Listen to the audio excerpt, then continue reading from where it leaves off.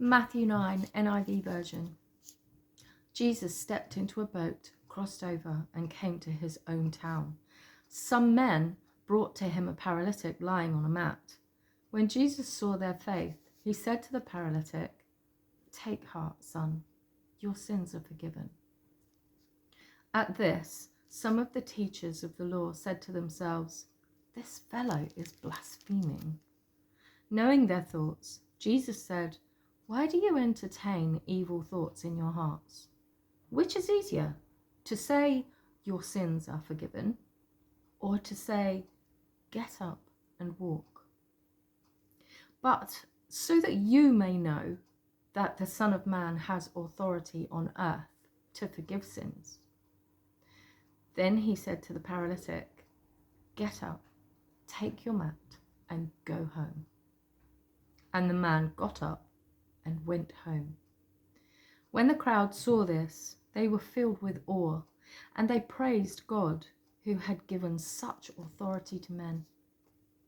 As Jesus went on from there, he saw a man named Matthew sitting at the tax collector's booth. "Follow me," he told him, and Matthew got up and followed him. While Jesus was having dinner at Matthew's house, many tax collectors and sinners came and ate with him and his disciples. When the Pharisees saw this, they asked his disciples, "Why does your teacher eat with tax collectors and sinners?" On hearing this, Jesus said, "It is not the healthy who need a doctor, but the sick. But go and learn what this means. I desire mercy, not sacrifice. For I have not come to call the righteous, but sinners." Then John's disciples came and asked him, "How is it that we and the Pharisees fast, but your disciples do not fast?" Jesus answered, "How can the guests of the bridegroom mourn while he is with them? The time will come when the bridegroom will be taken from them. Then they will fast.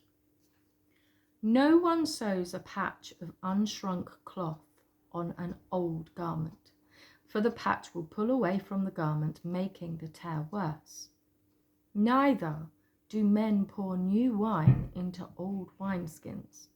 If they do, the skins will burst, the wine will run out, and the wineskins will be ruined. No, they pour new wine into new wineskins, and both are preserved." While he was saying this, a ruler came and knelt before him and said, "My daughter has just died.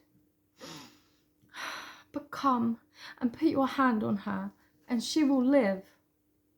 Jesus got up and went with him, and so did his disciples. Just then, a woman who had been subject to bleeding for 12 years came up behind him and touched the edge of his cloak. She said to herself, "If I only touch his cloak, I will be healed." Jesus turned and saw her. "Take heart, daughter," he said. "Your faith has healed you." And the woman was healed from that moment. When Jesus entered the ruler's house and saw the flute players and the noisy crowd, he said, "Go away.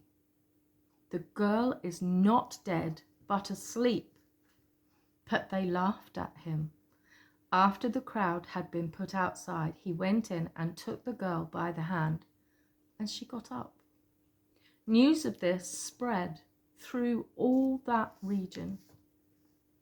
As Jesus went on from there, 2 blind men followed him, calling out, "Have mercy on us, Son of David."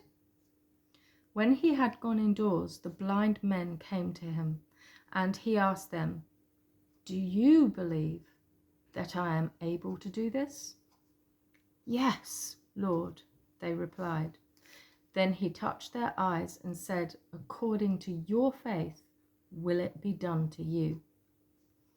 And their sight was restored.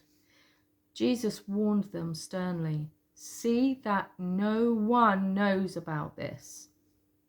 But they went out and spread the news about him all over that region.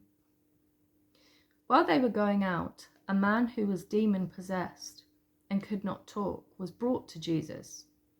And when the demon was driven out, the man who had been mute spoke. The crowd was amazed and said, "Nothing like this has ever been seen in Israel." But the Pharisees said, "It is by the prince of demons that he drives out demons."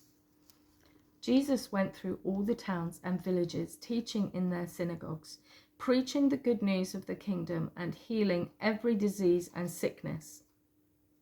When he saw the crowds, he had compassion on them, because they were harassed and helpless, like sheep without a shepherd. Then he said to his disciples, "The harvest is plentiful, but the workers are few.